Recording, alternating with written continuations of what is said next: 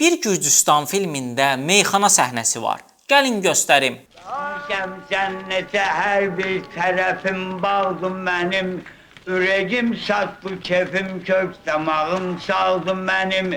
Bu gördüyünüz kadrlar Suram qalası əfsanəsi filmindəndir. Rejissoru Doda Abaşidze ilə birgə Sergey Parajanovdur. Əslən erməni olan Parajanov hər zaman Qafqaz xalqlarının mədəniyyətinə heyranlığını göstərib. Hətta Aşıq Qərib dastanı əsasında eyni adlı Azərbaycan dilində film də çəkib. Bu film isə Gürcü əfsanəsi əsasında çəkilib. Suram qalasını tikməyə çalışsalar da, qala hər dəfə xıncım-xıncım olur. Hadisələrin bir hissəsi isə şərq ölkələrindən birində keçir. Həmin görüntülər Bakıda çəkilib. Bakıdakı səhnələrdə meyxananı, muğamı eşidə bilər, Qız qalası, İçəri şəhəri görə bilərik. Səhv etmirəmsə, meyxananı ifa edən şəxs isə Molla Məmməddir. Bəs sizcə bizim hansı əfsanəmiz haqqında film çəkmək olar?